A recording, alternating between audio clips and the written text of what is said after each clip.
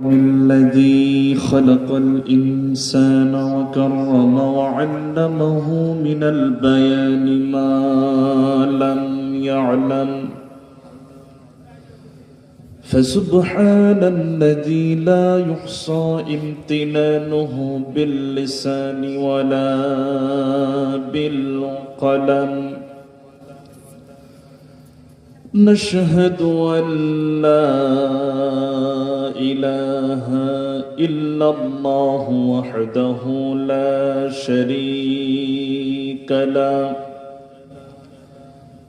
ونشهد أن سيدنا وحبيبنا ومولانا محمدا عبده ورسوله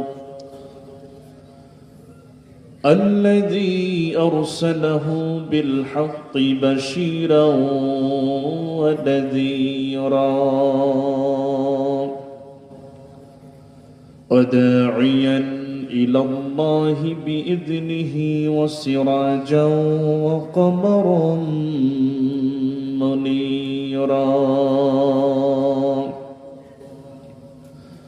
فقد قال الله تعالى في كلامه المجيد وفرقانه الحميد: أعوذ بالله من الشيطان الرجيم. بسم الله الرحمن الرحيم.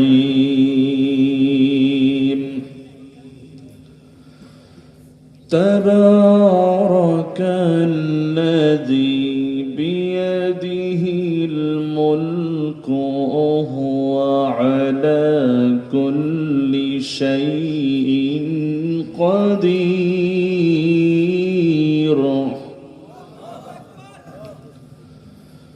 الذي خلق الموت والحياة ليبلوكم أيكم أحسن عملا وهو العزيز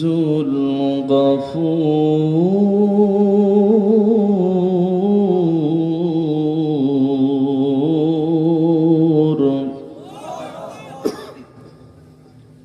صدق الله العظيم.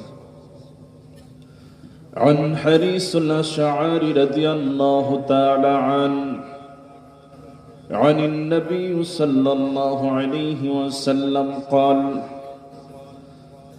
أنا أمركم بخمس الله أمرني بهن: الجماعات والسمع والطاعات والهجرة والجهاد في سبيل الله.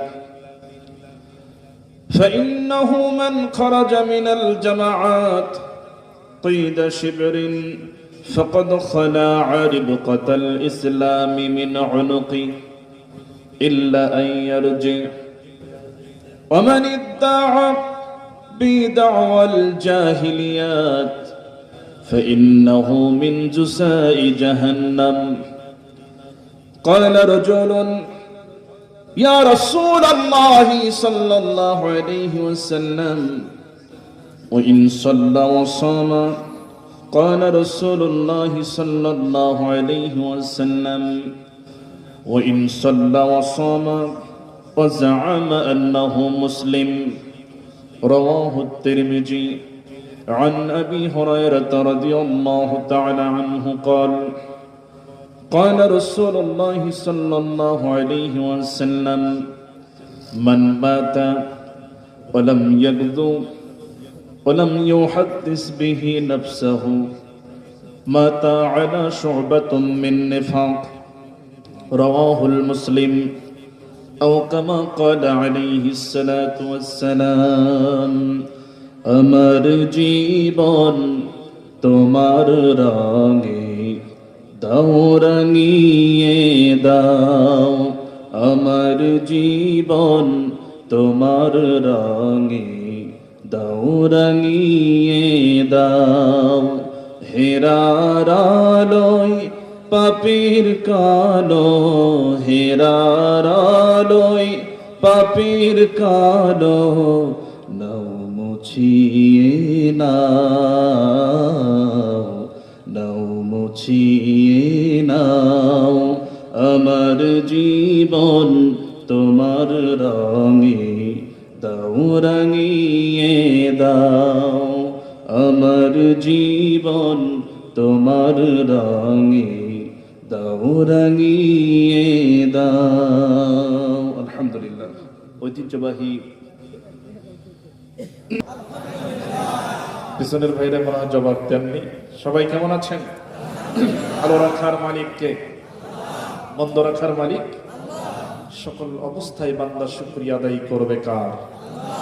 আসুন আগে ওই আল্লাহর শুকরিয়া আদায় করে নিই যে মহান তাবারক ওয়া তাআলা আমাকে আপনাকে সারাদিনের কর্মব্যস্ততাকে পাড়ি দিয়ে যে সময় ক্লান্ত শ্রান্ত এই শরীরটাকে বিশ্রাম দেবার জন্য আমরা আরামের বিছানায় যেতাম, ঠিক সেই মুহূর্তে আরামের বিছানাকে মাইনাস করে শুধুমাত্র কোরআনের আকর্ষণ, নিজেদের জীবনের গুনাহ মাফের আশায় জান্নাতের এই বাগানে আমরা এসেছি, বসেছি। যে মহান তাবারক ওয়া তাআলা কবুল করলেন, ওই আল্লাহর জন্য বলছি আলহামদুলিল্লাহ। আর একবার বলছি আলহামদুলিল্লাহ। বিশ্ব নবীজির প্রতি দরুদ ও সালাম পাঠিয়ে দিচ্ছি, বলছি সাল্লাল্লাহু আলাইহি ওয়াসাল্লাম। সম্মানিত হাজিরিন, আমরা এখানে এসেছি কার কালাম শোনার জন্য? আল্লাহর কালাম শুনতে এসেছি। রাত বেশি হয়েছে, সবাই পরিশ্রমী মানুষ, সবারই বিভিন্ন দায়িত্ব পালন করতে হয়। রাজধানীতে কেউ বসে থাকে না, কোনো না কোনো কর্ম সবারই আছে। আবার ফজরের নামাজটাও আদায় করার প্রয়োজন আছে না? নাই? এই জন্য সময়ের দিকে লক্ষ্য করি আমি কিছু কথা সামান্য বলার চেষ্টা করব। শেষ পর্যন্ত থাকবেন না কারা কারা? হাত দেখতেছে, মাশাআল্লাহ সবাই সচেতন। তার মানে বুঝতে পারছি যে আমার ভাষা আপনারা বুঝতে পারছেন, ঠিক তো? আচ্ছা, আসুন আমরা সেই কালাম থেকে শুনবো যে কালামে রব্বানি আল্লাহ পাক প্রায় ১৫০০ বছর পূর্বে নাজিল করেছেন। আমি তার আগে জেনে নিতে চাই, এখানে যারা উপস্থিত আছেন সবার ঘরে কি কোরআন আছে? আছে তো সবার ঘরে? এখানে যারা হাফেজে কোরআন আছে, হাফেজে কোরআন ছাড়া শুধু মানে আমি দেখতে চাই যে কোরআন ঘরে নাই কার কার? এমন কি কেউ আছে? নাই। হাফেজে কোরআন তাদের তো সবার ঘরে আছে। আমার বিশ্বাস প্রত্যেকের ঘরেই আছে। পৃথিবীতে যত মুসলমান আছে সবার ঘরেই কোরআন আছে, কিন্তু কোরআন ঘরে থাকার পরেও আমার মনে হয় যেন এই কোরআন থেকে আমরা অনেক দূরে সরে আছি। কথা বলেন ঠিক কিনা? আমার ভাইরা বলবেন যে এটা কেমন কথা হুজুর, ঘরের ভিতরেই কোরআন আছে, আবার আমরা তো সেই ঘরেই থাকি, আবার দূরে কেমন করে হলো? আচ্ছা, প্রমাণ পেয়ে যাবেন, সামান্য সময়ের ভিতরেই বুঝে আসবে। আচ্ছা বলেন তো, এই আজকের ফজরের নামাজ আদায় করার পর আগে কোরআন তেলাওয়াত করেছেন, এরপরে দিনের অন্য কাজ শুরু করেছেন, এমন কতজন আছেন? যদি আমি বলি হাত তুলতে, হাত কি খুব বেশি উঠবে না কম উঠবে? খুবই কম উঠবে। যা উঠবে সবাই যে হাফেজ ছাত্র বা যারা মানে নিয়মিত পড়েন, ২-৪ জন ছাড়া অধিকাংশের হাত উঠবে না। তার মানে এই কোরআন তৎকালীন সময় আল্লাহ পাক নাজিল করার কারণে এই কোরআনকে যারা ধারণ করেছেন ওই সময় তারা সমাজের সবচাইতে বেশি মর্যাদাবান এবং সম্মানিত মানুষ হয়েছিলেন। এবং সেই কোরআন আজকে আছে, সেই মুসলমানও আছে। বলেন তো আজকের মুসলমান এই কোরআন থাকার পরেও গোটা পৃথিবীতে আনন্দে আছে না কষ্টে আছে? এমনটা তো হওয়ার কথা না। কবি আফসোস করে দেখেন কি বলছে। ও জামানা মে মুআজ্জাজ থি মুসলমান হোকর, ও জামানা মে মুআজ্জাজ থি मुसलमान होकर और तुम खरबाने हो तारके कुरआ होकर। সে যুগের মুসলমান কোরআনে কারীমকে মর্যাদা দেওয়ার কারণে, কোরআনে কারীমকে সম্মান করার কারণে, এই কোরআনে কারীমকে নিজেদের জীবনে মেনে নেওয়ার কারণে গোটা পৃথিবীতে তারা সম্মানিত হয়েছিলেন, মর্যাদাবান হয়েছিলেন, গোটা বিশ্বকে তারা শাসন করেছিলেন। সেই মুসলিম জাতি আজও আছে, সেই কোরআনে কারীম আজও আছে। কিন্তু আজকের মুসলিম জাতি এই কোরআনে কারীমকে যথাযথভাবে মর্যাদা না দেওয়ার কারণে, যথাযথভাবে সম্মান না করার কারণে জীবনের প্রত্যেকটি জায়গায় ব্যক্তি, পরিবার, সমাজ এবং রাষ্ট্র প্রত্যেকটি ক্ষেত্রে এই কোরআনকে মেনে না নেওয়ার কারণে গোটা পৃথিবীতে মুসলমানেরা আজ লাঞ্ছিত, অপমানিত হচ্ছে। এ কথা ঠিক না বেঠিক? আমার বন্ধুগণ, এমনটা তো হওয়ার কথা ছিল না। বিশেষ করে দ্বিতীয় বৃহত্তম এই মুসলিম জনপদে এমনটা তো হওয়ার কথাই ছিল না। আমি মাঝে মাঝে ভাবি যে জন্মের পর থেকে যখন বুঝ হওয়া শুরু হয়েছে, সেই সময় থেকে তো এমন একটা দৃশ্য দেখা আমার পাওনা ছিল যে অন্তত এই জমিনটা চলতেছে আল্লাহর নিয়ম দিয়া, আল্লাহর কোরআন দিয়া। কথা বলেন ঠিক কিনা? কারণ যেহেতু এটা দ্বিতীয় বৃহত্তম মুসলিম জনপদ, তো মুসলিম জনপদ হিসেবে তো এটা আমার প্রাপ্য ছিল। কিন্তু আল্লাহর আইন, আল্লাহর নিয়ম নীতি, আল্লাহর কোরআন, আল্লাহর বিধান দিয়ে কি আজও আমরা কি এই জনপদ পরিচালিত হতে দেখেছি? দেখি নাই। আমরা স্বাধীনতার পরেও যদি হিসাব করি, 50 বছর প্রায় পার হয়ে গেছে, আজ পর্যন্ত দেখলাম না যে আল্লাহর নিয়মে দেশটা চলে। খেয়াল করে, মুসলিম জনপদ দ্বিতীয় বৃহত্তম, পৃথিবীতে 2 শতাধিক রাষ্ট্র, এর ভিতরে দ্বিতীয় বৃহত্তম মুসলিম জনপদ হিসাব মিলে পাই না। কারণ আজকে আমরা যারা মার খাই, আমরা যারা নির্যাতিত হই, আমরা যারা জেলে যাই, আমরা মুসলমান। আবার আমাদেরকে যারা ধরে, আমাদেরকে যারা মারে, আমাদের যারা রক্ত ঝরায়, আমাদেরকে যারা জেলে দেয়, ফাঁসিতে ঝোলায়, তারাও কিন্তু মুসলমান। কথা বলা ঠিক কিনা? তাহলে এখন পার্থক্য কিভাবে করবো? আমরা উভয়ই যদি মুসলমান হয়ে থাকি, তাহলে আমরা এটাকে পার্থক্য করবো কিভাবে? উপায় তো খুঁজে পাচ্ছেন। পার্থক্য সহজ। একজন মুসলমান কখনোই আরেকজন মুসলমানকে অন্যায়ভাবে আঘাত করতে পারে, অন্যায়ভাবে কারো রক্ত ঝরাতে পারে। বুঝতে হবে, ওর নাম যতই ঈমান আলী, রমজান আলী হোক, ও মুসলমান নয়। কথা বলেন ঠিক কিনা? ওর নাম যতই মুসলমানের মতো হোক, যতই মুসলিম পরিবারে জন্ম হোক, ওর দ্বারা যদি অন্য মুসলমান ক্ষতিগ্রস্ত হয়, কষ্ট পায়, বুঝতে হবে ও হচ্ছে টাটকা আবু জাহেলের উত্তরসূরি। আমার ভাইরা, আর একটু ক্লিয়ার হবে। আচ্ছা, আমরা কেমন মুসলমান? দ্বিতীয় বৃহত্তম মুসলিম জনপদ, কিন্তু মুসলিম জনপদ হিসেবে আমরা মুসলমানিত্ব সেইভাবে আমরা কেন প্রমাণ পাই না, এটা বোঝার জন্য সহজ হবে একটা উদাহরণ দিলে। আচ্ছা বলেন, আপনারা কি জাল টাকা চেনেন? জাল টাকা চেনেন তো সবাই? জাল টাকা দেখতে কিন্তু আসল টাকার মতোই, ঠিক কিনা? কিন্তু এটা কি আসল টাকা? আচ্ছা, এই যে আমার হাতে যে একটা কাগজ দেখতে পাচ্ছেন, দেখা যায় তো সবার? এই কাগজটা যদি একটা ফটোকপি মেশিনের মধ্যে আমি ঢোকায় দিই, বলেন তো এরকম হুবহু আরেকটা কপি বের হবে কিনা? ওইটা হবে, ওটা কি কপি হবে বলেন তো? ফটোকপি। দেখতে কিন্তু আসল কপির মতোই হবে, কিন্তু ওটা কি আসল কপি না। এখন ফটোকপি কাগজটা যেমন দেখতে আসল কপির মতোই, কিন্তু সেটা আসল কপি নয়। জাল টাকাটা দেখতে যেমন আসল টাকার মতোই, কিন্তু সেটা আসল টাকা নয়। আমরা দেখতে অনেকটা আসল মুসলমানের মতোই, কিন্তু আমরা আসল মুসলমান নয়। আমরা হলাম ওই ফটোকপি মার্কা আর ওই জাল টাকা মার্কা মুসলমান। কথা বলেন ঠিক কিনা? এজন্যই আমাদের দ্বারা অন্যজন ক্ষতিগ্রস্ত হয়, নির্যাতিত হয়।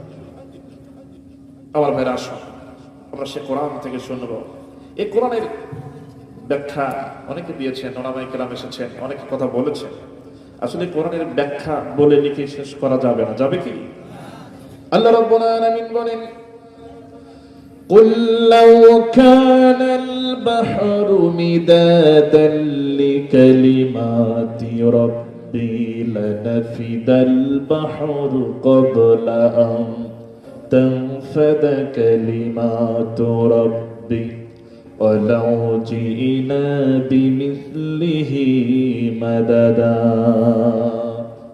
আল্লাহ রাব্বুল আলামিন বলেন, तमाम দুনিয়ার সমস্ত সমুদ্র আর মহাসমুদ্রের পানিগুলো যদি একত্রিত করে কালি বানানো হয়, আর তাই দিয়ে যদি আমার এই কালামের ব্যাখ্যা লেখা যদি শুরু হয়ে যায়, লিখতে লিখতে সমস্ত সাগর মহাসাগরের পানিগুলি ফুরিয়ে যাবে, আমার এই কালামের ব্যাখ্যা লেখা কোনোদিন শেষ হবে না।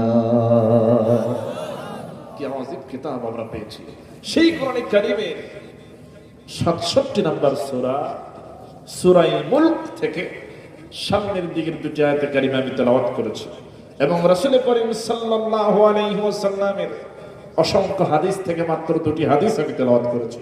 এর উপর ভিত্তি করে সামান্য কিছু কথা অল্প সময়ের ভিতরেই বলার চেষ্টা করব। আল্লাহ পাক যেন আমাকে আমলের নিয়তে বলার, আপনাকেও যেন আমলের নিয়তে শোনার তৌফিক দান করেন, বলছে আমিন। আমার বন্ধুগণ, আবার আমার সঙ্গে পড়ুন যারা পারবেন, তাবারাকাল্লাযী বিয়াদিহিল মুলকু ওয়া হুয়া আলা কুল্লি শাইইন কাদির। বরকতময় সেই মহান সত্তা, বরকতময় সেই মহান রব, যার হাতে সমস্ত ক্ষমতা, কর্তৃত্ব, রাজত্ব, পাওয়ার। একটাবার চিৎকার করে বলুন, সমস্ত রাজত্ব মূলত কার হাতে? সমস্ত কর্তৃত্ব মূলত কার হাতে? নাকি মানুষের হাতে? না, এই কথাটাই আল্লাহ পাক এই সূরা মুলকে বলছেন, বিয়াদিহিল মুলক, রাজত্ব তার হাতে। আমার ভাইরা, আসেন আমরা আলোচনায় প্রবেশের পূর্বে আগে জানবো এই সূরা মুলকটা আলোচনা করলে পরে আর শুনলে পরে কি লাভ। আগে লাভ জানতে হবে। আচ্ছা, দুই একজন উঠে যাচ্ছেন, আমরা আলোচনা তো শুরুই করিনি। আচ্ছা, আমি অল্প সময় চেয়ে নিয়েছি। আচ্ছা, যাদের জরুরত আছে তারা যাবে, অসুবিধা নেই, আবার আসবে। দোয়া করছি তারা আবার ফিরে আসুক। এই যে আয়োজন, আগামীকালকে কি থাকবে? আগামীকালকে আমাকে কি পাবেন? আগামীকালকে যদি আমার পিছনে লাখ লাখ টাকা খরচ করেন, পাওয়া সম্ভব হবে না, কারণ আগামীকাল যারা দাওয়াত দিছে ওখানে আমার হাজিরা দেওয়া লাগবে। কথা বলে ঠিক না? আল্লাহ চাহে তো এখান থেকে একদম চট্টগ্রাম, মানে দক্ষিণ চট্টগ্রাম কক্সবাজারের আগে প্রোগ্রাম আছে, সেখানে যাওয়ার নিয়ত করেছি। আল্লাহ যদি কবুল করে সেখানে যেতে হবে। তো এই যে জান্নাতের বাগান, দূর থেকে এসেছি, কিছু সময় থাকবো। যদি আমরা চলে যাই, এই রহমত বরকত থেকে তো আমরাই নিজেদেরকে ক্ষতিগ্রস্ত করছি, নিজেদেরকে বঞ্চিত করছি, এটা বুঝতে হবে মুসলমান। আসুন তাহলে এই যে সূরা মুলক আলোচনা করলে কি না, আসুন আমরা জেনে নিই। হযরত আবু হুরায়রা রাদিয়াল্লাহু তাআলা আনহু বলেন, রাসূল করিম সাল্লাল্লাহু আলাইহি ওয়াসাল্লাম বলেছেন, ইন্না সূরাতান ফিল কুরআনি 30 আয়াতান শাফাআতান লিসাহিবিহা হাত্তা গুফিরা লাহু তাবারাকাল্লাযী বিয়াদিহিল মুলক। হযরত আবু হুরায়রা রাদিয়াল্লাহু তাআলা আনহু থেকে বর্ণিত হাদিস, রাসূল করিম সাল্লাল্লাহু আলাইহি ওয়াসাল্লাম বলেন, নিশ্চয়ই কোরআনে কারীমের ভিতরে এমন একখানা সূরা আছে যার আয়াত সংখ্যা হলো মোট 30টা। কয়টা বলেন? 30 আয়াতান, 30 আয়াত বিশিষ্ট এই সূরা। যে ব্যক্তি এই সূরা পাঠ করবে, তিলাওয়াত করবে, এর আমল করবে, আল্লাহ রাব্বুল আলামিন তাকে ক্ষমা করে দিবে। তার মানে যাদের ক্ষমা করা হবে তারাই হলো আল্লাহর জান্নাতের মেহমান। নবীজি বলছেন সেটা হলো বিয়াদিহিল মুলক। সূরার নামটা হচ্ছে সূরা মুলক।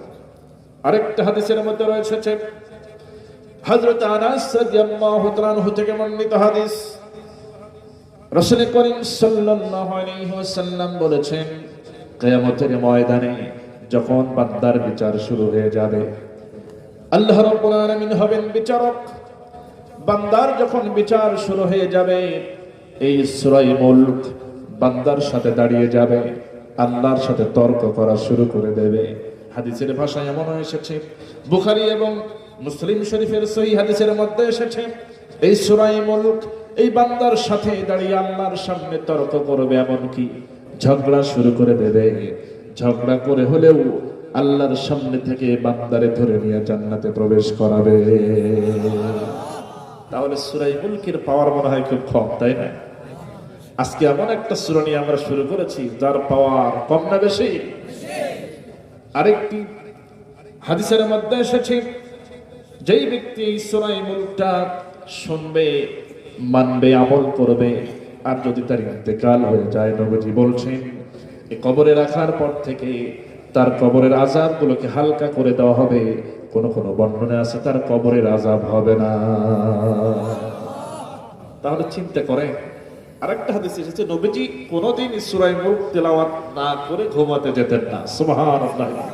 আচ্ছা আসেন, আল্লাহ পাক আমাকে মাফ করেও দিচ্ছেন, ক্ষমা করছেন, কবরেও আযাব হচ্ছে না, আবার কিয়ামতের ময়দানে আল্লাহর সামনে থেকে তর্ক করে ঝগড়া করে হলেও সাথে জান্নাতে নিয়ে যাচ্ছেন। এতগুলো পুরস্কার যদি আমার আপনার জন্য হয়, আমার আপনার কি আর কোনো কিছু দরকার আছে? আর কিছু কি প্রয়োজন আছে? আমার ভাইরা খেয়াল করো, এর কত মর্যাদা, কত লাভ, কত ফায়দা, সেটা নিয়ে আজকে আমরা আলোচনা করব। অনেকে হয়তো ভাববে না, হারে আফসোস, আমি তো কোরআনটা পড়তেও পারি না, তাহলে আমার কি হবে? এরকম আছে না নাই? দেখেন, ইসলামে হতাশা বলতে কোনো কিছু, আবার শোনেন, ইসলামে হতাশা বলতে কোনো কিছু নাই। অনেক ঘটনা ছিল, আমি সেদিকে যাচ্ছি না। শুধু এটুকু বলবো, কোরআনটা যারা পড়তে পারেন না, শেখার চেষ্টা করবেন। যতদিন সম্ভব, যতদিন হায়াত আছে, শিখতে চেষ্টা করবো আমরা। কিন্তু কেউ যদি মনে করে আমি সূরা মুলকটাকে তেলাওয়াত শুনতে চাই, উপায় আছে না নাই বলেন তো? প্রত্যেকের হাতে কিন্তু এখন মোবাইল। যদি মনে করে সূরা মুলকটা চালু করে দিই, শোনা যাবে। কেউ যদি মনে করে আমি অর্থ সহ শুনতে চাই, শোনা যাবে না? শুনে সেটা বুঝে এটা আমল করার উপায় আছে না নাই? আছে।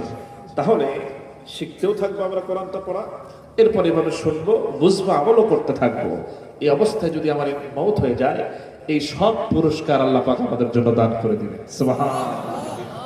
তাহলে আমরা কত নম্বর সূরা শুরু করলাম? মাশাআল্লাহ, আপনারা খুব সচেতন তো হতেই হবে।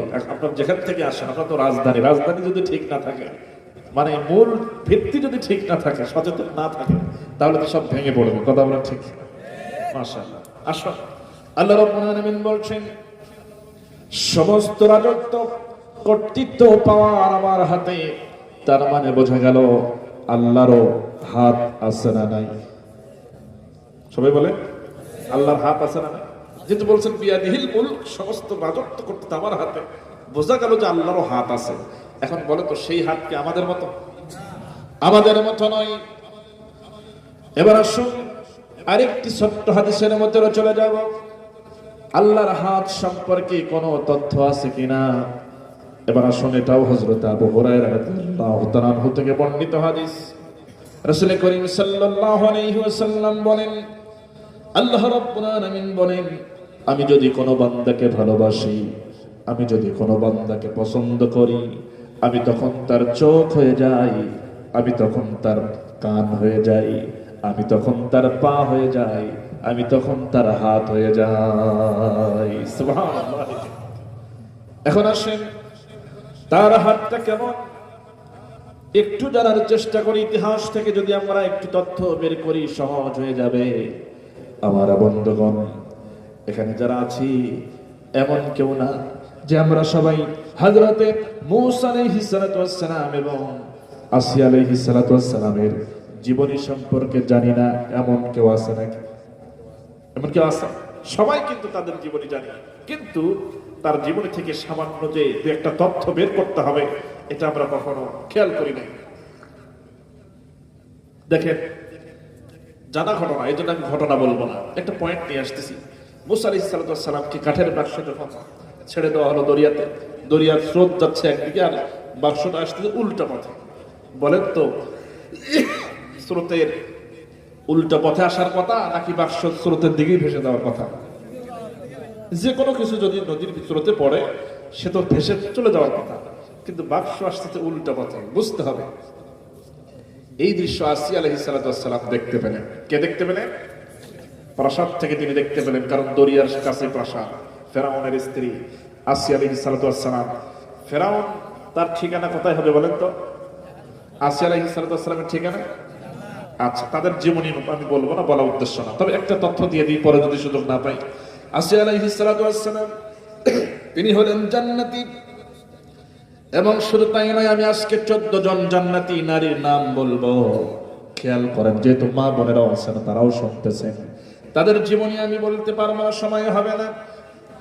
অন্তত 14 জন নারীর নাম আমি বলবো, মা বোনেরা তাদের জীবনের সম্পর্কে আমাদের অবশ্যই জানা থাকা দরকার। 1 নম্বরে জান্নাতি হন হযরত ফাতিমা রাদিয়াল্লাহু তাআলা আনহা। তিনি হলেন আল্লাহর জান্নাতি, তাকে বলা হয় সাইয়্যিদাতুন নিসাই আহলিল জান্নাহ। তিনি হলেন জান্নাতি নারীদের সরদারিনী, বলেন সুবহানাল্লাহ। 2 নম্বরে হযরত খাদিজা রাদিয়াল্লাহু তাআলা আনহা, তিনি জান্নাতি। 3 নম্বরে হযরত আয়েশা সিদ্দিকা রাদিয়াল্লাহু তাআলা আনহা। 4 নম্বরে হযরত হাফসা রাদিয়াল্লাহু তাআলা আনহা। 5 নম্বরে আসিয়া আলাইহিস সালাম। 6 নম্বরে মরিয়ম আলাইহিস সালাম। 7 নম্বরে উম্মে সুলাইম রাদিয়াল্লাহু তাআলা আনহা। 8 নম্বরে সুমাইয়া রাদিয়াল্লাহু তাআলা আনহা। 9 নম্বরে উম্মে হারাম বিনতে মিলহান। 10 নম্বরে গুমাইসা বিনতে মিলহান। 11 নম্বরে সুরাইয়া আল আসাদিয়া। 12 নম্বরে রবি বিনতে মুআওয়াজ। 13 নম্বরে হযরত উম্মে জামিলা। 14 নম্বরে নুসাইবা বিনতে কাব রাদিয়াল্লাহু তাআলা আনহা। তারা সবাই হলো আল্লাহর জান্নাতের মেহমান। সুবহানাল্লাহ। আমার বন্ধুগণের ভিতরে আসিয়া আলাইহিস সালাম, তিনি ফেরাউনের স্ত্রী। দেখেন, স্বামী এবং স্ত্রী দুজনের ভিতরে একজন যাবে জাহান্নামে, আর একজন কোথায় যাবে? এখান থেকে আরেকটা শিক্ষা বোঝা যায়, স্বামী আর স্ত্রী হলেই যে দুইজনকে আল্লাহ পাক একসাথে জান্নাত দিবেন এর কোনো গ্যারান্টি নাই। আমল যার ভালো সে জান্নাতে যাবে। এখন স্বামী যদি খারাপ আমল হয় জাহান্নামে যাওয়া লাগবে। খেয়াল করে, এই যে কষ্ট করে ইনকাম করতেছেন, যারা অবৈধ পথে ইনকাম করেন তাদের জন্য একটা সতর্কবাণী দিয়ে যায়। আপনার অবৈধ ইনকামের টাকা নিয়ে স্ত্রী, সন্তান, পিতামাতা সবাইকে খাওয়াচ্ছেন। আচ্ছা বলেন তো, স্ত্রী আমার পাপের ভাগ নেবে না? নেবে কিনা? আমার পাপের ভাগ আমার আব্বা মা নেবে না? আমার সন্তানেরা নেবে না? কেউ নেবে না। খেয়াল করে, এই ইনকাম, অবৈধ ইনকাম করে স্ত্রীর হাতে দিচ্ছেন। স্ত্রী রান্না করলো সুন্দর চাল, রান্না করলো ভাত, রান্না হলো এক পাতিলের ভিতরে, আপনাকে দিল, সেও খেলো। একই পাতিলের ভাত আপনার স্ত্রীর জন্য হালাল, আপনার জন্য হারাম হয়ে যায়। কথা বোঝাতে পারলাম? একই পাতিলে রান্না করা ভাত স্ত্রীর জন্য হালাল হয়ে গেল, স্বামীর জন্য হারাম হয়ে গেল। স্ত্রী হালাল খেয়ে জান্নাতে যাবে, আপনি হারাম খেয়ে জাহান্নামে যেতে হবে। তবে ঠিক দুজনে যদি আমলওয়ালা হয়, দুজনকে আল্লাহ জান্নাত দিয়ে দিবেন। সুবহানাল্লাহ। আমার বন্ধুগণ, আসিয়া আলাইহিস সালাম এই দৃশ্য দেখে যখন দেখলেন উল্টা পথে আসতেছে বাক্স, তিনি আশ্চর্য হয়ে গেলেন। দেখলেন তার ঘাটে জমা হয়ে গেল বাক্স। স্বামী ফেরাউনকে সঙ্গে করে নিচে নামলেন, বাক্সটা তুলে ফেললেন, খুলেও ফেললেন। খোলা মাত্রই এই বাক্সের ভিতরে সুন্দর ফুটফুটে সুন্দর একজন সন্তানকে দেখতে পাওয়া যায়। তাকে টেনে আদর করলেন, যত্ন করলেন, চুমু খেলেন, ফেরাউনের হাতেও দিলেন। ফেরাউন এটাকে দিতে চাইল না প্রথমে, এরপরে নিয়ে তার পয়গম্বরের চেহারা তো আকৃষ্ট হয়ে সেও চুমা দিতে গেল। এই সময় ঘটনাটা জানা আছে সবাই জানি। মুসা আলাইহিস সালাম কিন্তু তাকে চড় মারলো, থাপ্পড় মারলো, সে কিন্তু বেহুশ হয়ে পড়ে গেল। কথা বলা ঠিক কিনা? এখান থেকে একটা তথ্য বের করতে হবে। শোনেন, সারা জীবন তো ঘটনা শুনছেন আর বলছেন, বলেন তো একটা শিশু থাপ্পড় মারলে কি বেহুশ পড়ার কথা? তাও আবার ফেরাউন। এখানেই তো ঘটনাটা। পরবর্তী সময় আল্লাহ রাব্বুল আলামিন বলছেন পয়গম্বর মুসারে, তুমি কি ধারণা করেছ তোমার চড় মারার কারণে ফেরাউন বেহুশ হয়ে পড়ে গেছে। না, তুমি তো নিজেই ছিলে দুর্বল, তুমি নিজেই ছিলে শিশু, তুমি তো শুধু তোমার হাতটা দিয়ে নাড়া দিয়েছ, তোমার ওই হাতের সঙ্গে আমি আল্লাহ রব্বুল আলামিনের কুদরতি হাতটাও ছিল। সুবহানাল্লাহ। তার মানে বোঝা গেল যে আল্লাহ পাক যে বলছেন সমস্ত রাজত্ব আমার হাতে, তা আমরাও বুঝলাম যে আল্লাহরও হাত আছে, সেটা হলো কুদরতি হাত। কি হাত? এখন ওই যে আরেকটা হাদিসে বললাম, আল্লাহ বলছেন আমি যখন কাউকে ভালোবাসি কারো হয়ে যাই, আমি তার চোখ হয়ে যাই, কান হয়ে যাই, পা হয়ে যাই, হাত হয়ে যাই। এখানে মুসা আলাইহিস সালামের হাত আর মুসা আলাইহিস সালামের হাত নাই, এটা কার হাত হয়ে গেছে? আল্লাহর কুদরতি হাতে পরিণত হয়ে গেছে। এবং এই কারণে থাপ্পড় মারার কারণে ফেরাউন বেহুশ হয়ে জমিনে পড়ে গেছে। পৃথিবীর সমস্ত স্বৈরাচার ফেরাউনদের মতো যারা আচরণ করবে, নমরুদের মতো স্বৈরাচারী আচরণ যারা করবে, জনপদের উপর অত্যাচার জুলুম চালাবে, তাদের শিক্ষা নেওয়া দরকার।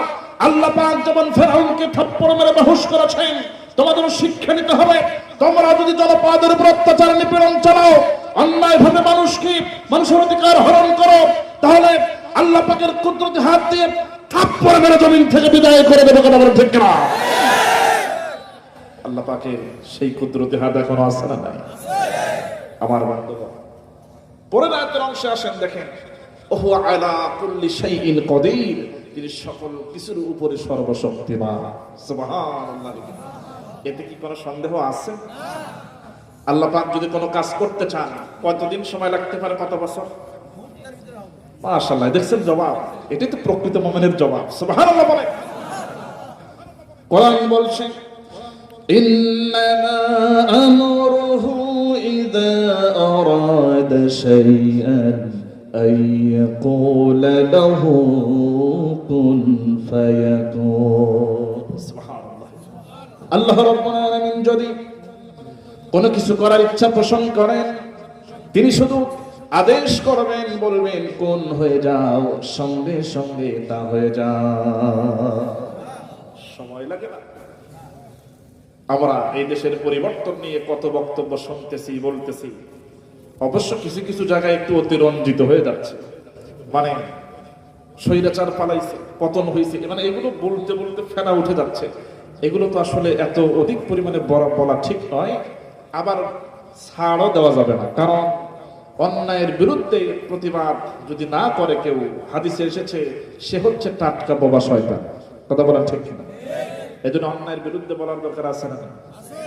এখন এই যে পরিবর্তন এই জমিনে আল্লাহ পাক দিয়েছেন, যুব সমাজ তথা ছাত্র সমাজকে কেন্দ্র করে, এটা পরিকল্পনা কার ছিল বলেন তো? আল্লাহ পাকের পরিকল্পনা ছিল।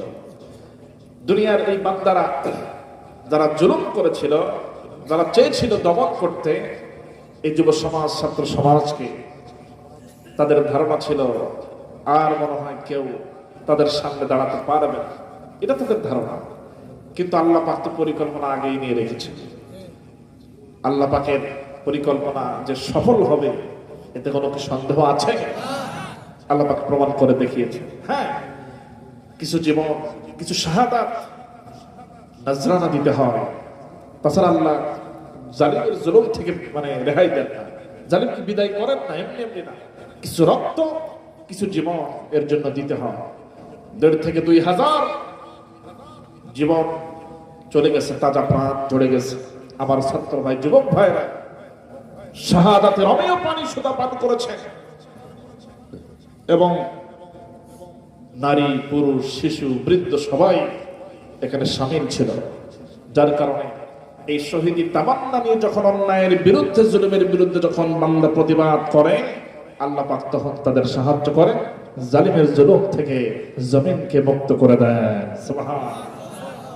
অতএব আমাদেরকে ভালো করে মনে রাখতে হবে, আবারও সামনে যদি পৃথিবীর কোন শক্তিধর রাষ্ট্র হোক আর যে কোনো স্বৈরাচার হোক, আমাদের সামনে যদি অন্যায় ভাবে জুলুম করতে আসে, আমরা প্রয়োজনে শহীদ হব, শহীদের তামান্না নিয়ে তাদের সামনে রুখে দাঁড়াবো। কথা বলা ঠিক কিনা? শত শহীদের রক্তে ভেজা আমার বাংলাদেশে, মাহফিল থেকে বলছি কথা আজকে বীরের বেশে। শত শহীদের রক্তে ভেজা আমার বাংলাদেশে, কুমকুমারী থেকে বলছি কথা আজকে বীরের বেশে। আমি তো দেখেছি 15 বছর অন্যায় অবিচার, ছাত্র জনতার আন্দোলনে পালানো স্বৈরাচার। এখন সময় কোরআনের রাজ কায়েমের হে বীর, আজকের মাহফিল থেকে দিন আল্লাহর তাকবীর, লিল্লাহ তাকবীর, লিল্লাহ তাকবীর। আমি তো দেখেছি সেনা হত্যা সদর দপ্তরে, আলেমদেরকে করলো গুলি শাপলা চত্বরে। কথা বলেন ঠিক কিনা? আমি তো দেখেছি সেনা হত্যা সদর দপ্তরে, হাফেজদেরকে করলো গুলি শাপলা চত্বরে। আমি তো দেখেছি আলেমদেরকে করতো নির্যাতন, কত আলেমদেরকে করলো ফাঁসির মঞ্চায়ন। আমি তো দেখেছি সাইদির উপর করেছে অত্যাচার, ইনজেকশনে বিষ দিয়েছিল জালেম স্বৈরাচার। আমি তো দেখেছি সাইদির উপর করেছে অত্যাচার, ইনজেকশনে বিষ দিয়েছিল জালেম স্বৈরাচার। আজকে বিচার চাই সাইদি হত্যার, আজকে বিচার চাই ছাত্র হত্যার। সময় এসেছে বিচার চাওয়ার, জাগো হে বীর, সময় এসেছে বিচার চাওয়ার, জাগো হে বীর। লিল্লাহ তাকবীর, লিল্লাহ তাকবীর। আমি তো দেখেছি রাস্তায় লোক থাকে অনাহারে, এক এক মন্ত্রী হাজার কোটি বিদেশে পাচার করে। আমি তো দেখেছি স্বৈরাচারের জুলুম নিপীড়ন, আমি তো শুনেছি আয়না ঘরের করুণ নির্যাতন। আমি তো শুনেছি 15 বছর, আমি তো দেখেছি 15 বছর করেছে দেশ শাসন। আমি তো দেখেছি বিনা ভোটে করেছে দেশ শাসন। আজকে বিচার চাই স্বৈরাচারদের, আজকে বিচার চাই ভোট ডাকাতদের। সময় এসেছে বিচার চাওয়ার, জাগো হে বীর, সময় এসেছে বিচার চাওয়ার, জাগো হে বীর। লিল্লাহ তাকবীর, লিল্লাহ তাকবীর। আমি তো দেখেছি গণহত্যা দিনে দুপুরে, আকাশ থেকে করলো গুলি হেলিকপ্টারে। আমি তো দেখেছি গণহত্যা দিনে দুপুরে, আকাশ থেকে মারলো গুলি হেলিকপ্টারে। আমি তো দেখেছি জুলাই আগস্ট রক্ত শহীদের, দেশের জন্য করিনি মায়া নিজের জীবনের। মুগ্ধ অসীম আবু সাইদের রক্তে কেনা দেশ, মুগ্ধ অসীম আবু সাইদের রক্তে কেনা দেশ। কোরআনের এই সংবিধানে চলবে বাংলাদেশ। রাজি আছেন? কারা কারা হাত তুলে দেখারা। লিল্লাহ তাকবীর, আল্লাহু আকবার, তাকবীর, আল্লাহু আকবার, আয়াত তাকবীর, আল্লাহু আকবার। আল কোরআনের আলো করে করে জালো, সংসদের জালো, আল কোরআনের আলো। আমরা সবাই নবীর সেনা, বই করে না বলেন বাবা, আমরা সবাই নবীর সেনা।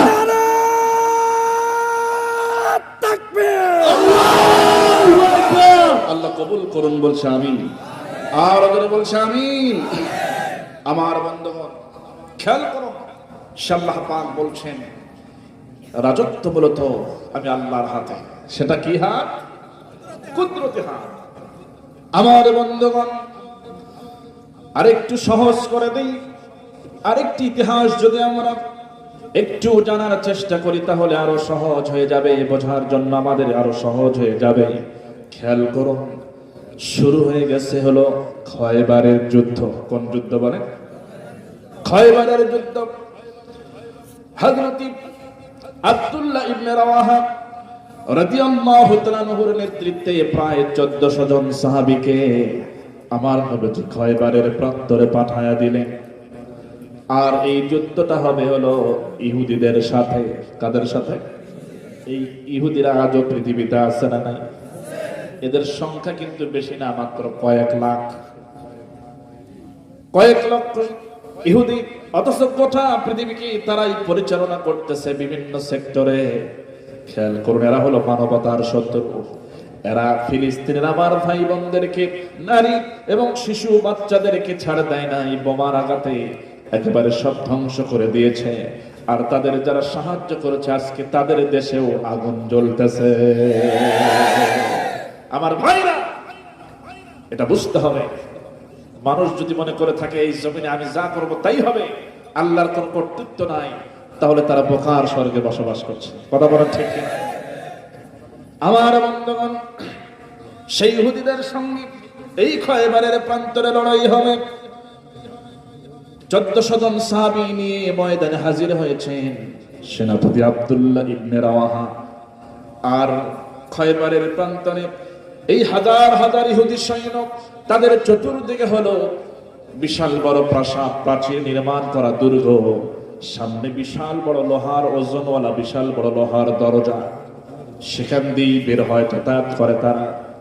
ভিতরে হাজার হাজার সৈন্য অপেক্ষা করে এবং যুদ্ধের সময় বের হয়ে যুদ্ধ পরিচালনা করে তারা। এই খয়বারের যুদ্ধে তারও কোনো ব্যতিক্রম হলো না। এবার হাজার হাজার ইহুদি বের হয়ে এসেছে এই দুর্গের ভেতর থেকে, আর মুজাহিদরা তারাও খয়বারে হাজির। কারণ হলো যুদ্ধটার কারণ হলো এই খয়বারের প্রান্তরে ইহুদিরা জুলুম দিয়ে, অত্যাচার দিয়ে একেবারে একাকার করে ফেলেছে। এমনকি কিছু মুসলমানকে হত্যাও করেছে, এমনকি আমার নবীজিকে হত্যার সব পরিকল্পনাও তারা নিয়েছে। এই জন্য যুদ্ধটা করা প্রয়োজন হলো, জরুরি হয়ে পড়ল। সাহাবীরা যখন যুদ্ধের ময়দানে হাজির হয়েছিলেন, যুদ্ধ একটা পর্যায়ে শুরু হয়ে যায়, কিন্তু কিছুক্ষণ যুদ্ধ করার পরেই এই ইহুদিরা আর টিকতে পারলো না। তারা মনে মনে ভাবলো, আহারে সর্বনাশ, এই মুসলমানেরা তো তরবারি চালাতে চালাতে সামনের দিকে শুধু আসতেই থাকে, অগ্রসর হতেই থাকে, এরা তো ভয় পায় না, এদের ভিতরে তো কোনো মৃত্যুর ভয় নাই, এরা তো শুধু আসতেই থাকে সামনের দিকে, এদের সাথে তো যুদ্ধ করে পারা যাবে না। আসলেই তো তাই, মুসলমানেরা যদি কোনো যুদ্ধের ময়দানে ঝাঁপিয়ে পড়ে, তারা কি কাউকে ভয় করে না? তারা একমাত্র কাকে ভয় করে? আল্লাহকে ভয় করে। কারণ তারা জানে আমরা বাঁচলেও লাভ, মরলেও আমাদের কোনো লস নাই। এজন্য তারা ভয় পেয়েছে। ভয় পেয়ে কৌশল করে তারা দুর্গের ভিতরে ঢুকে পড়েই ভেতর থেকে বিশাল বড় লোহার দরজা তারা আটকায় দিল। তারা যুদ্ধ করতে চাইল না। এবার মুজাহিদেরা ভাবলেন, কি ব্যাপার, যুদ্ধ না করেই এই ইহুদিরা ভিতরে লুকিয়ে গেল, আশ্রয় নিল, কারণ কি? অবশ্যই এদের সঙ্গে লড়াই চালাতে হবে। যদি তাদের সাথে যুদ্ধ না করি, তাহলে তো এই খয়বার মুক্ত করা যাবে না, খয়বার ক্ষতিগ্রস্ত হয়ে যাবে। অবশ্যই এই জালিমদেরকে এখান থেকে বিদায় করা লাগবে, না হয় আমরা শহীদ হয়ে যাব। যে কোনো একটা ফয়সালায় আসতে হবে। এবার তারা চিন্তা করতেছেন, কিন্তু যুদ্ধ যে করব, সামনে যদি শত্রু নাই থাকে, তাহলে কার সাথে যুদ্ধ করব?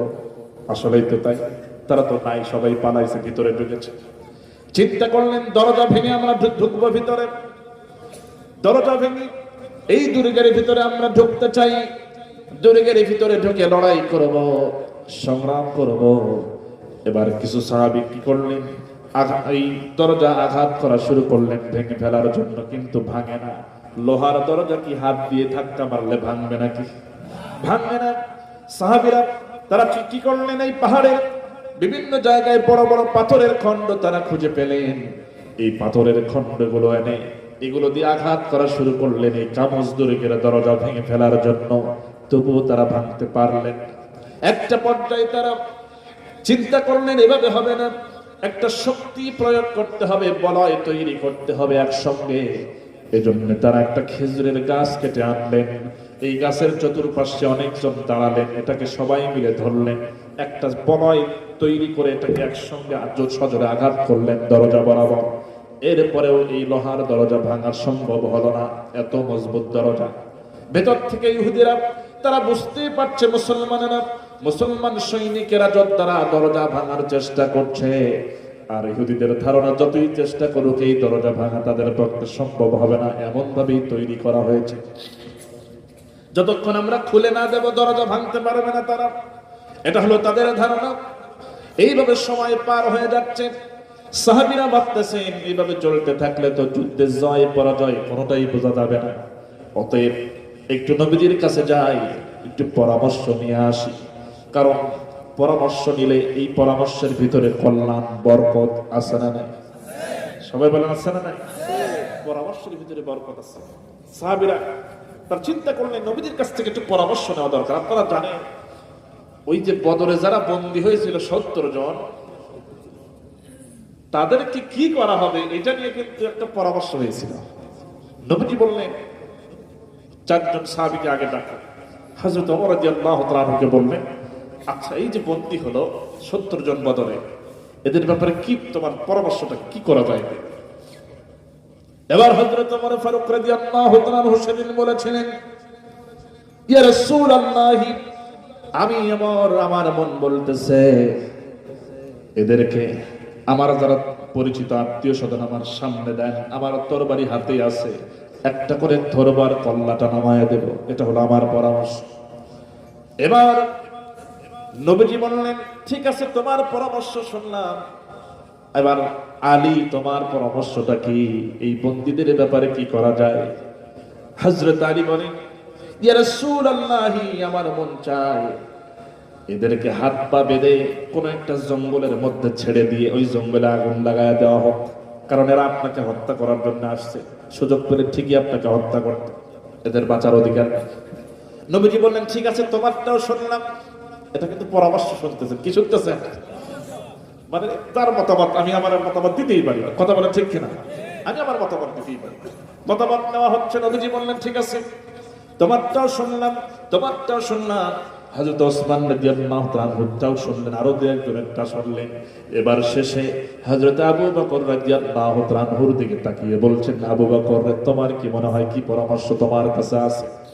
হযরত আবু বকর রাদিয়াল্লাহু তাআলা আনহু তিনি বলতেছেন, ইয়া রাসূলুল্লাহ, ইয়া হাবিবাল্লাহ, আমার মনে হয় যারা পরামর্শ দিয়েছে তাদের পরামর্শ ঠিক আছে, সবটাই ঠিক, কিন্তু আমার মনে হচ্ছে তাদেরকে আগুনে না পোড়ায়া, হত্যা না করে, তাদেরকে মুক্তিপণ নিয়ে, অর্থদণ্ড নিয়ে, অথবা যারা ইসলাম কবুল করবে এই শর্তে তাদেরকে ছেড়ে দেওয়া হোক, মুক্ত করে দেওয়া হোক।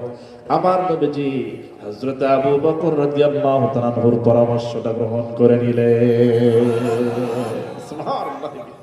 যদিও আল্লাহ পাকের একটা ইশারা ছিল যে হযরত ওমর যেটা বলছেন যে একজন করে পাঠায় দেন, আমার নিজের যারা আছে আত্মীয় স্বজন আসছে তাদেরকে আমি কল্লা কাটাই, মানে কেটে দুনিয়া থেকে বিদায় করে দিই। আত্মীয় স্বজন মানে কি, এই বদরে যারা আসছে সবে তো নিজের লোক, সবে কিসের?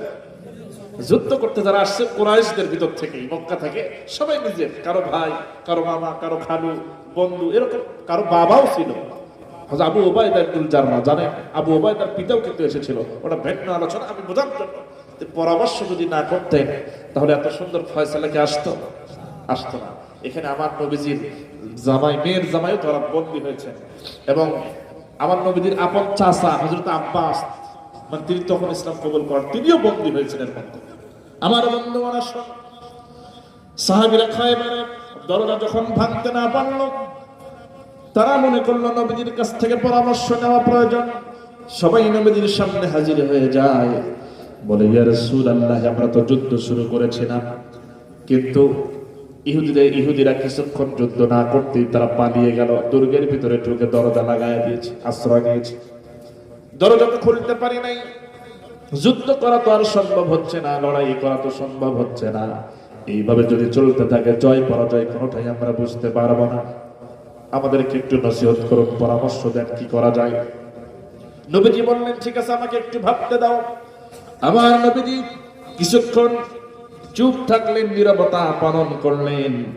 এরপরে নবীজি বলতেছেন, শোনো, বুঝতে পেরেছি, আচ্ছা তোমরা একটু খবর নিয়ে দেখো তো আমার আলী কোথায় আছে, একটু আলীকে আবার সামনে হাজির করো। সুবহানাল্লাহ বলে। হযরত আলীর কথা নবীজি যখনই বলেছেন, সাহাবীরা বললেন, ইয়া রাসূলুল্লাহ, আলীর কথা কেন আপনি স্মরণ করছেন, তলব করছেন? সে তো মারাত্মকভাবে অসুস্থ হয়ে পড়েছে, বিছানায় পড়ে আছে, কাতর হয়ে আছে, তাকে দিয়ে কি করবেন? আবার নবীজি বলেছেন, যা বলতেছি আপাতত তাই করো, পরে তোমরা বুঝতে পারবে। এবার নবীজি যখন অর্ডার করলেন, 2 জন সাহাবী হযরত আলীর ঘরে চলে গেলেন, গিয়ে সালাম দিয়ে বললেন, ভাই আলী, আমার নবীজি তোমাকে যেতে বলেছেন, তোমাকে তলব করেছেন, ভাই আলী তুমি কি আছো নাকি? হযরত আলী রাদিয়াল্লাহু তাআলা আনহু শোনা মাত্রই উঠে বসার চেষ্টা করছেন, দুর্বল শরীর, ঠিক মতো উঠতে পারে না। উঠে বসলেন আর বললেন, ও রাসূলের সাহাবীরা, কেন যাব না? নবীজি যেহেতু আমাকে যেতে বলেছেন, আমি যেহেতু জীবিত আছি, আমার দেহে যেহেতু এখনো প্রাণ আছে, যে কোনো মূল্যে নবীজির সামনে আমার যেতেই হবে। আমার ভাইয়েরা, হযরত আলী রাদিয়াল্লাহু তাআলা আনহুকে তারা কি করলেন? দুই পাশে বসে তাকে ধরাধরি করে সহযোগিতা করলেন। একজন বাম হাত কাঁধের উপরে, আর একজন ডান হাত কাঁধের উপরে, এইভাবে করে তাকে ধরি করে নবীজির সামনে হাজির করালেন। নবীজিকে সালাম দিয়ে বললেন, ইয়া রাসূলুল্লাহি, কি করা লাগবে? আমার অর্ডার করুন, আমি লাব্বাইক, উপস্থিত, আমি প্রস্তুত হয়ে এসেছি, কি করা লাগবে আমাকে অর্ডার করুন। সুবহানাল্লাহ। তিনি নিজেই দুর্বল, অথচ বলতেছেন কি করতে হবে আমাকে বলুন। নবীজি উঠলেন, তার ডান হাতে থুতু মোবারক নিয়ে তার চোখে লাগায় দিলেন, চেহারা মাসে করে দিলেন, শরীর মাসে করে দিলেন, আর খামের ভিতর থেকে একটা তরবারি বের করলেন, যার নাম হচ্ছে জুলফিকার। কি নাম বলেন তো? সাধারণত তরবারি হয় হলো একদিকে ধার আর একদিকে ধার নাই, কিন্তু এই জুলফিকার নামক তরবারি হচ্ছে দুই দিকেই ধারালো।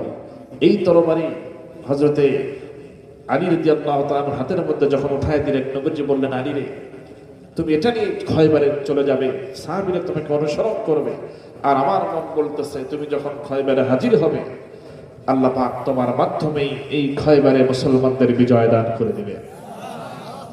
আমার বন্ধুগণ, এই কথা যখনই শুনেছেন হযরত আলী রাদিয়াল্লাহু তাআলা আনহু, দেখেন তার চোখে আমার নবীজি থুতু মোবারক মাসহ করে দিয়েছিলেন, শরীরে মাসহ করে দিয়েছিলেন। কিছুক্ষণের মধ্যে তিনি যে সুস্থ হয়ে গেছেন, তার জ্বর তো চলে গেছেই, তার চোখের দৃষ্টি শক্তি এমন ভাবে ফিরে এসেছে, মনে হচ্ছে যেন তিনি আগের চাইতে আরো বেশি ভালো দেখতে পেতেছে। এবং একে তো তিনি সুস্থ হয়েছেন, আবার যখন জুলফিকার নামক তরবারি হাতের মধ্যে পেয়েছেন, তার ইমানি জজবা আরো বেড়ে গেছে, আর তিনি নিজের আবেগটা ধরে রাখতে পারেন নাই। আল্লাহু আকবার চিৎকার দিয়ে উঠলেন এবং আল্লাহু আকবার ধ্বনি উচ্চারণ করে এবার হযরত আলী খয়বারের যুদ্ধের ময়দানে তিনি রওনা হয়ে যান। সুবহানাল্লাহ। বলেন তো, হযরত আলী রাদিয়াল্লাহু তাআলা কার নামে তাকবীর দিলেন? আল্লাহু আকবার ধ্বনি। এই ধ্বনির পাওয়ার আছে না? এই সূরা মুলকের যেমন পাওয়ার, আল্লাহু আকবারেরও পাওয়ার আছে না? এটা হচ্ছে, এই শব্দটা মুলকিয়াতের সাথে সম্পর্ক শুধু নয়, এটা এমন একটা শব্দ, জন্মের সময়ও আমার কানে দেওয়া হয়েছে, মৃত্যুর সময়ও দেওয়া হবে। অথচ কিছু কিছু মুসলমান নামধারী কিছু মানুষ এক শ্রেণীর আছে, তারা এই আল্লাহু আকবার আওয়াজের মধ্যে তারা জঙ্গিবাদের মধ্যে খোঁজে। কথা বলেন ঠিক কিনা? এরকম আছে না নাই? আমার ভাইরা, মাদ্রাসার ছাত্রদের মধ্যে জঙ্গি তালাশ করে, মাদ্রাসার শিক্ষকদের মধ্যে জঙ্গি তালাশ করে। আমার ভাইরা, এসব যারা তালাশ করে, খোঁজে, বুঝতে হবে আল্লাহু আকবার ধ্বনির আওয়াজের ভিতরে এমন কিছু যারা খুঁজতে শুরু করে, এদের পরীক্ষা করলে দেখা যাবে অবশ্যই এদের আবু জেহেলের সাথে একটা যোগাযোগ আছে। কথা বলেন ঠিক কিনা? কোন মুসলমান তেমন কিছু তালাশ করতে পারে না। যে যাই বলো, পার্শ্ববর্তী দেশ ভারত আজকে চিন্তা করতেছে বাংলাদেশ থেকে কয়েকদিনই দখল করে নেব, এমন কথা শোনা যাচ্ছে কিনা? তাদের জেনে রাখা দরকার যে মুসলমানেরা সংখ্যা দিয়ে কখনো বিচার করে না, অস্ত্র দিয়ে বিচার করে না। আচ্ছা, আপনারা সাক্ষী দেন তো, ইতিহাসে, মুসলমানদের ইতিহাসে যতগুলো কাফেরদের সাথে যুদ্ধ হয়েছে, মুসলমানের সৈন্য সংখ্যা কি কাফেরদের চাইতে বেশি ছিল? খুবই কম ছিল। অস্ত্র শস্ত্র কি তাদের চাইতে বেশি ছিল? না। তারপরে মুসলমানদের বিজয় দান করেছেন কে? তাহলে ভারতবর্ষ তার একটু জেনে রাখা দরকার। তারা যদি মনে করে আমরা অনেক বড় রাষ্ট্র, অনেক সৈন্য, আমরা খুব শক্তিশালী, তাহলে তারা বোকার স্বর্গে বাস করছে। কথা বলা ঠিক? শুধু নারায়ে তাকবীর, আল্লাহু আকবার হুঙ্কার দিয়ে আমরা যখন তৌহিদি জনতা দল মত নির্বিশেষে যখন ময়দানে ঝাঁপিয়ে পড়ব, তখন তারা কিন্তু পালাবার রাস্তাই খুঁজে পাবে না। কথা বলা ঠিক? এটা তাদের জেনে রাখা দরকার। অতএব আমরা সে আওয়াজ আস্তে করুক, দিব না জোরে দেব, এটা পরীক্ষা হয়ে যাক। লিল্লাহি তাকবীর। মাশাআল্লাহ, অনেকটাই হয়েছে। যুবক ভাইরা, আপনাদের থেকে কিন্তু আরো একটু ভালো আওয়াজ আশা করতেছি, কারণ হযরত আলী রাদিয়াল্লাহু তাআলা এই যখন এই খয়বারে এই দায়িত্ব পেয়ে যখন রওনা করলেন যুদ্ধে, তখন তার বয়স হচ্ছে 22 বছর। কত বছর? 22 বছরের মানুষ মনে হয় খুব বুড়ো হয়ে যায়, তাই না? হ্যাঁ, চিন্তা করে। যুবক ভাইরা যারা আছে, একটা মেসেজ এই সুযোগে দিয়ে দেই। এটা হলো 2025 সাল শুরু হয়েছে, জানুয়ারি মাস চলতেছে। যুবক ভাইদের কাছে মেসেজ হলো, আপনারা পিছনের জিন্দগির সবকিছু ডিলিট করেন। 2025 সালকে এমন ভাবে আলিঙ্গন করবে। আমি জানি এখন বর্তমান যে জামানা চলতেছে, কারো বয়ফ্রেন্ড, কারো গার্লফ্রেন্ড, এইসব দিয়ে চলতেছে, বিশেষ করে যুব সম্প্রদায়ের মধ্যে, যুবতী বন্ধের মধ্যে এইটা কিন্তু বিরাজ করছে। এখানেও যারা যুবক ভাইরা আছে, আমার কাছে খবর আছে, সবারই গার্লফ্রেন্ড আছে, হয়তো নাই 2-4 জনের, এরকমও আছে, তো অধিকাংশই গার্লফ্রেন্ড আছে, কারো আবার 2-4টা 5টা 10টাও আছে। কথা বলেন ঠিক কিনা? এটা হচ্ছে মোবাইলের কারণে, এটা অন্য কারণে নয়। খেয়াল করে, এই 25 সালে আমরা চাই সব গার্লফ্রেন্ডকে ডিলিট করে আমরা হালাল সম্পর্ক স্থাপন করে, বিবাহের মাধ্যমে সুন্দর একটা সম্পর্ক, বৈধ সম্পর্ক স্থাপন করে নতুন সংসার এই 25 সালে জানুয়ারি থেকে শুরু করতে চাই। এই নিয়ত সবার আছে তো ইনশাআল্লাহ? আছে তো সবার? এখন গার্লফ্রেন্ডকে আমরা ন বলবো, আমরা বিয়ে করে বৈধ সম্পর্ক স্থাপন করতে চাই। কথা বলেন ঠিক কিনা? যুবক ভাইরা, আর জীবন দ্বারা নষ্ট করেন। আপনি যার পিছনে ঘুরতেছেন দেখেন গা, ও কিন্তু আরেকজনের সাথে ঠিকই যোগাযোগ করতেছে। জীবনটা বরবাদ করবেন না। আপনি যার পিছনে খরচ করতেছেন, যার পিছনে সময় দিচ্ছেন, একটা সময় দেখবেন সে সুযোগ পেলে মাথায় চুল নাই, টাকওয়ালা এমন একজনকে ঠিকই ধরে বেছে নিয়েছে, আপনাকে ছেঁকা দিয়ে সে চলে যাবে। অতএব কি দরকার? যুবক ভাইরা, আল্লাহ পাক আপনাদের কিন্তু ভালোবাসেন, এবং আল্লাহ এমন ভালোবাসেন যে আপনাদেরকে দিয়েই যুগে যুগে সব ধরনের বিপ্লব আল্লাহ পাক ঘটিয়েছেন। সুবহানাল্লাহ। অতএব ইউসুফ আলাইহিস সালামের মতো চরিত্র আমাদের ভিতরে আনতে হবে। আল্লাহ পাক কবুল করুন বলছে আমি। খেয়াল করুন, হযরত আলী রাদিয়াল্লাহু তাআলা 22 বছরের যুবক, এবার তার হাতে যখন তরবারি দেওয়া হলো, আল্লাহু আকবার হুঙ্কার দিলেন। আল্লাহু আকবার, এই হুঙ্কার দিলে ঈমান বেড়ে যায় না কমে যায়? আরেকটা বার দেখি আওয়াজ, লিল্লাহি তাকবীর। যদি তোমাদের হিংসার আগুনে জ্বলে পড়ে হয়ে ছাই, যদি তোমাদের আক্রোশ ঝরে চুরমার হয়ে যায়, যদি তোমাদের পথের কাটা মনে করো আমাদের, ষড়যন্ত্রের জাল বনে নাও প্রস্তুতি যুদ্ধের, যদি আমাদের ফাঁদে আটকাতে খোঁজো নানান উপায়, যদি আমাদের ফাঁদে আটকাতে খোঁজো নানান উপায়, সোজা পথে হেরে পাকা পথে নাও চাতুরীর আশ্রয়, যদি পৃথিবীর প্রতিটি কণায় গড়ে তোলো কারাগার, যদি আমাদের সপরসদের বন্ধ করো দ্বার, যদি বুলেটের আঘাতে বসতি কেঁপে ওঠে থর থর, তোর স্লোগানে একটাই ধ্বনি তুলবো বারবার, নারায়ে তাকবীর, আল্লাহু আকবার, নারায়ে তাকবীর, আল্লাহু আকবার, নারায়ে তাকবীর, আল্লাহু আকবার, নারায়ে তাকবীর। গুম হয়ে গেছে ভাই, তবু পথ চেয়ে থাকি বসে, শহীদ আবরার হয়ে সে যদি ফিরে আসে, পিতামাতা হারিয়ে ও বুঝ শিশুকে দেখায়, বিচার করো গো প্রভু, আমি নালিশ দিয়ে যাই। নরপিচাস সীমারের দল, জানো নাই খবর, আমরা তো সেই উত্তর সুরি বেলাল সুমায়ার। কথা বলেন ঠিক কিনা? নরপিচাস সীমারের দল, জানো নাই খবর, আমরা তো সেই উত্তর সুরি বেলাল সুমায়ার। মুমিনের কাছে ঈমানের চেয়ে দামি নেই কিছু আর, শত আঘাতেও তাকবীর ধ্বনি তুলবো বারবার, নারায়ে তাকবীর, আল্লাহু আকবার, নারায়ে তাকবীর, আল্লাহু আকবার, নারায়ে তাকবীর, আল্লাহু আকবার, নারায়ে তাকবীর, আল্লাহু আকবার। মেরেছ অনেক, সয়েছি ব্যথা, ঝরেছে রক্ত কত, তবু জিহাদের ডাক আসে যদি না শুকাতেই ক্ষত, ঘরে বসে কেউ রইব না ঠুনকো অজুহাতে, যাব রাজপথে জীবন বিলাতে আলী হামজার মতো। কথা বলা ঠিক কিনা? মেরেছ অনেক, সয়েছি ব্যথা, ঝরেছে রক্ত কত, তবু জিহাদের ডাক আসে যদি না শুকাতেই ক্ষত, ঘরে বসে কেউ রইব না ঠুনকো অজুহাতে, যাব রাজপথে জীবন বিলাতে আলী হামজার মতো। মুসলমানের প্রতিটি ঘরে জেগে আছে তিতুমির, প্রয়োজনে ফেরে পাশের কেল্লা গড়বে নবীন বীর। মুসলমানের প্রতিটি ঘরে জেগে আছে তিতুমির, প্রয়োজনে ফেরে পাশের কেল্লা গড়বে নবীন বীর। ভুলে যাব দলকে কোন মতের একজনই রাহবার, একটাই সেই স্লোগান হবে আল্লাহু আকবার, নারায়ে তাকবীর, আল্লাহু আকবার, নারায়ে তাকবীর, আল্লাহু আকবার, নারায়ে তাকবীর, আল্লাহু আকবার, নারায়ে তাকবীর, আল্লাহু আকবার, নারায়ে তাকবীর, নারায়ে তাকবীর। আল কোরআনের আলম সংসদে চালক, দুনিয়ার মুসলিম এক হও লড়াই করো, নারায়ে তাকবীর, নারায়ে তাকবীর।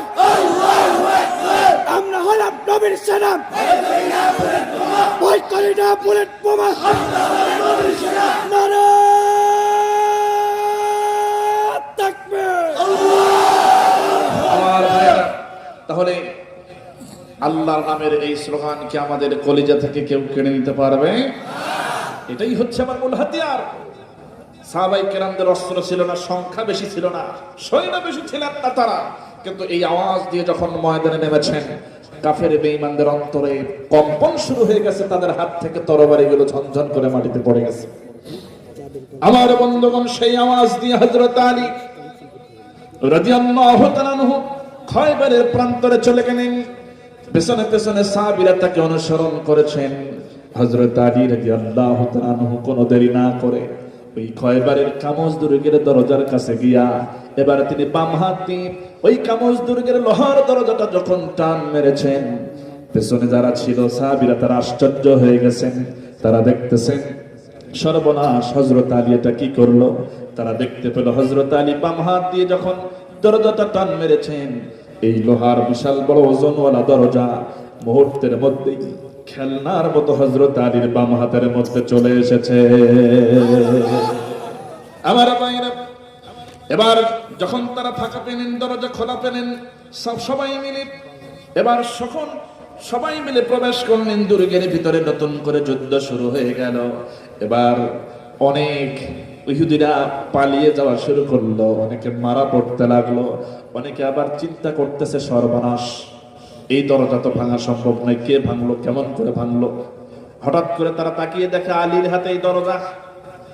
তারা চিন্তা করতেছেন সর্বনাশ, এই দরজা তো অনেকজন মিলে নড়াচড়া করা সম্ভব নয়, অথচ এই আলী বাম হাত দিয়ে দরজাটা নাড়াচাড়া করতেছে। কারণটা কি, ব্যাপারটা কি? এবার খেয়াল করে হযরত আলী রাদিয়াল্লাহু তাআলা আনহু এমন দৃশ্য দেখে তারাও পালিয়ে যাওয়া শুরু করলো, অনেকে বন্দীও হয়ে গেল। আল্লাহ রাব্বুল আলামিন মুসলমানদের খয়বরে বিজয় দান করে দিলেন। নবীজির সামনে তারা হাজির হলেন। নবীজি জানতে চাইলেন যুদ্ধের ময়দানের অবস্থান। এবার নবীজি যখন বললেন অবস্থান জানাও, কি হলো যুদ্ধে, সবাই সব কিছু বলা শুরু করলেন।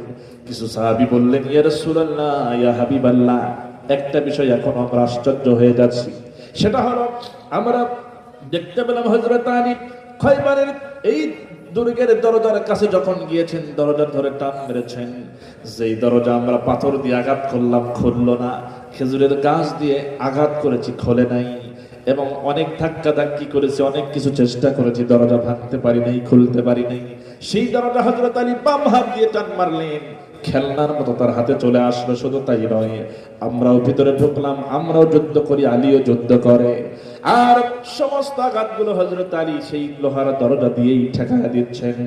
একটা পর্যায়ে আল্লাহ পাক আমাদের বিজয় দান করলেন। এখনো আমরা বুঝে উঠতে পারলাম না ব্যাপারটা কি। আমার নবীজি তাদের কথা শুনে হযরত আলী রাদিয়াল্লাহু তাআলা আনহুর দিকে তাকালেন, বললেন, আলী রে, তোমার এই মুজাহিদ ভাইরা যা বলতেছে তা কি ঠিক? কয়, হ্যাঁ ইয়া রাসূলুল্লাহ, সব ঠিক বলেছে। নবীজি বললেন, তাহলে ওই তো দেখা যাচ্ছে কাগজ দুর্গের দরজা, একটু যাও তো, কালকের মতো কেমন করে তুমি যুদ্ধ করেছো, ঢালের মতো ব্যবহার করেছো দেখতে চাই। হযরত আলী সরল মানে উঠে দাঁড়ালেন, সেই দরজার কাছে চলে গেলেন, দরজার কাছে গিয়ে বাম হাত দিয়ে ধরলেন, এবার নড়াতে পারলেন না, ডান হাত দিয়ে টান মারলেন, নড়াতে পারলেন না, দুই হাত দিয়ে সমস্ত শক্তি প্রয়োগ করে তিনি টান মেরেছেন, তাও নড়ানো সম্ভব হলো না, তার শরীর থেকে ঘাম ঝরে যাচ্ছে। এবার তিনি শরম পেলেন, লজ্জা পেলেন, মনে মনে ভাবতেছেন আহারে এমনটা তো হওয়ার কথা নয়, কালকে তো এমনটা ছিল না, কালকে তো আমি বাম হাত দিয়ে নাড়াচাড়া করেছি, এই দরজা আজকে কেন নড়ে না?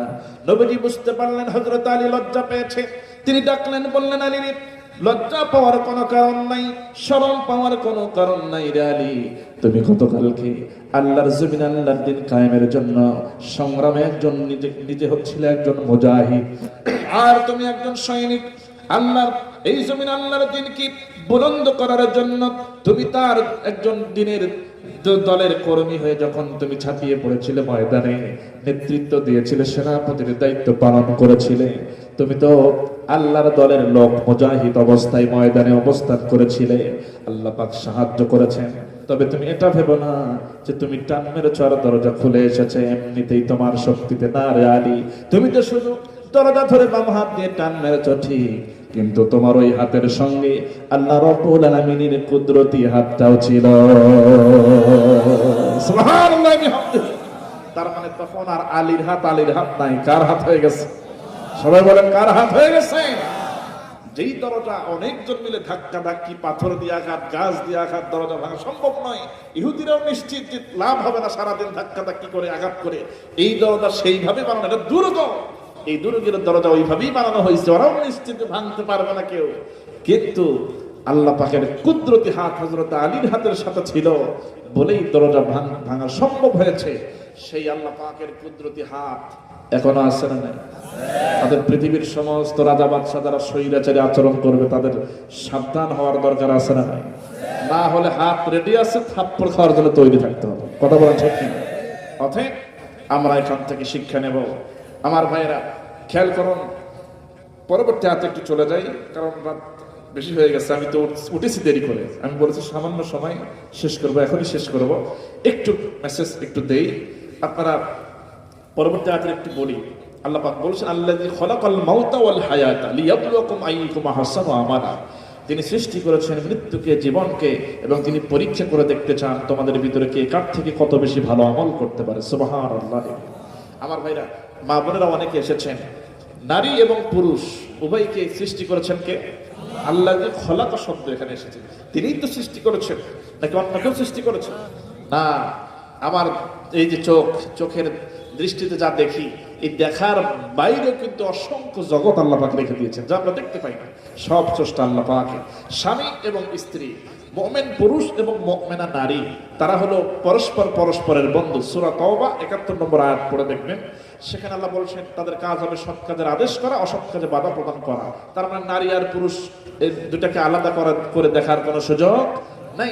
স্বামী এবং স্ত্রী এই বন্ধন কে দিয়েছেন? এবং আমাদেরকে উচিত যে তাদের হক ঠিক মতো আদায় করে। অনেক জায়গায় এই যে ভাই যেমন লিখে দিয়েছেন, এখানে কিছু মানে কথা লিখেছেন, অনেক জায়গায় এরকম লিখে দেয়, লেখা থাকে যে হুজুর আজকে একটু স্বামীর খেদমত নিয়ে ওয়াজ করবেন, এরকম লেখা থাকে। আজ পর্যন্ত দেখলাম না কেউ একটু লিখলো যে হুজুর আজকে একটু স্ত্রীর খেদমত নিয়ে ওয়াজ করবেন, এটা কেউ লেখে না। আচ্ছা, স্বামী হয়ে শুধু সারা জীবন খেদমত নিয়েই যাব, স্ত্রীদের খেদমত করা লাগবে না? অনেকে চুপ করে আছে। দেখেন, আমার জ্বর হলে স্ত্রী মাথায় পানি দেয়, গা মুছে দেয়, পা মুছে দেয়, ওষুধ খাওয়ায়, সেবা যত্ন করে। স্ত্রীর যদি জ্বর হয় তার মাথাতেও আমার পানি ধরার দরকার আছে না? তারও সেবা করতে হবে কি হবে না? যদি তা না করি তার তো ইনসাফ হলো না, আদল হলো না, তাহলে কেমন স্বামী হলাম? তাদের তো ইনসাফ করতে হবে। বরং আমরা কি করি জানেন, স্ত্রী যদি অসুস্থ হয় শাশুড়ির কাছে ফোন দিয়ে বলে, আম্মা তাড়াতাড়ি আসেন, আপনার মেয়ে অসুস্থ, তাড়াতাড়ি নিয়ে যান। কথা বলেন ঠিক? মানে দায় সারা তত দূরে থাকা যায়। এবং আরেকটা আমল করবেন, স্ত্রীকে সাথে করে নিয়ে একটু ঘুরতে যেতে হবে মাঝে মাঝে। এটা কিন্তু সুন্নাত। স্ত্রীদেরকে সাথে করে নিয়ে ঘোরা সুন্নাত। নবীজি তাদেরকে নিয়ে ঘুরেছেন, যুদ্ধের ময়দানেও নিয়ে গেছেন। অনেকে কিন্তু স্বামীরা কিন্তু স্ত্রীদেরকে নিয়ে ঘুরতে চায় না। আল্লাহ বানিয়েছেন ওই যে সহধর্মিনী, ধর্মের কাজে সাহায্য করবেন, স্ত্রীদের কাছ থেকে সাহায্য নিতে হবে, কিন্তু আমরা সহধর্মিনীর জায়গায় বানাইছি হলো সহকর্মিনী, মানে যত কাজকর্ম আছে করো। কথা বলা ঠিক কিনা? মাঝে মাঝে তাদের নিয়ে ঘুরতে হবে, সুন্নত আদায় হবে, এমনি সুন্নত না, কারণ সে আমার ইমানের পাহারাদারি করবে। যখন স্ত্রীকে নিয়ে আপনি ঘুরতে যাবেন, পাশে স্ত্রী হাঁটতেছে, আপনিও হাঁটতেছেন, স্ত্রী কাছে থাকতে কিন্তু অন্য নারীর দিকে আপনি এইভাবে তাকাতে পারবেন? যদি আপনি এইভাবে তাকান, স্ত্রী বলে ওইদিকে কি, ওইদিকে কি, আমি তো তোমার সাথে আছি, যত দেখার দরকার আমাকে দেখো। কথা বলা ঠিক কিনা? সাবধান করে দিবে, আমার ইমানের পাহারাদারি করবে, সে হেফাজত করবে। এই জন্যই কিন্তু স্বামীরা স্ত্রীদেরকে নিতে চায় না, মানে ইচ্ছা মতো এদিক সেদিক তাকাতে পারবে না, ঘুরতে পারবে না। বুঝলেন নাই? এরকম কিছু স্বামী আছে না নাই? স্ত্রী যদি বলে কাজ করতে করতে অস্থির হয়ে গেছে, একটু বাসা একটু বাইরে নিয়ে যাও, একটু ঘোরাফেরা করো, সুন্দর জায়গা দেখে আসি, সাথে নিয়ে যাবো, আমার সময় নেই, যেদিন সময় হবে সেদিন জানাবো, তখন যাইও। কিন্তু যদি কোনো শালিকে বলে দুলা ভাই চলেন না একটু ঘুরতে যাই, তো কবে যাবে তাই বলো। কথা বলা ঠিক, দরকার হলে ছুটি নেব। এরকমও কিছু মানে দুষ্ট স্বামী আছে না নাই? দুষ্ট দুলা ভাই এরকম আছে না নাই? এগুলো করা যাবে না আমার ভাই। সেই মা বোনদের জন্য আমি তেমন কিছু বলতে পারি নাই, হাদিসের একটি অনুবাদ বলবো। মা বোনের 5 ওয়াক্ত নামাজ, মাহে রমজানের রোজা, স্বামী যদি থাকে স্বামীর খেদমত, পর্দার বিধান মেনে চলা, এটা যদি এই আমল 4টা করা যায়, তাহলে আল্লাহর জান্নাতের দরজা খোলা থাকবে, যে কোনো দরজা দিয়ে নারীরা জান্নাতে চলে যাবে। সুবহানাল্লাহ। আমার ভাইরা, তাহলে আমরা এখনই আলোচনা শেষ করে দিচ্ছি। তবে মা বোনদের জন্য যেহেতু তেমন বেশি আলোচনা করতে পারিনি, অবশ্য আমি আলোচনা রেডি করে রেখেছিলাম। যদি আমি আগেই উঠতে পারতাম 10টা সাড়ে 10টায়, তাহলে আমি গোছালোভাবে কিছু কথা বলার চেষ্টা করতাম। যেহেতু মা বোনেরা অনেকটা বঞ্চিতই হয়ে গেলেন। মায়েদের জন্য যদি আপনারা সময় দেন, একটা গজল একজন রিকোয়েস্ট করেছে মায়েদের ব্যাপারে একটা গজল বলার জন্য, গান।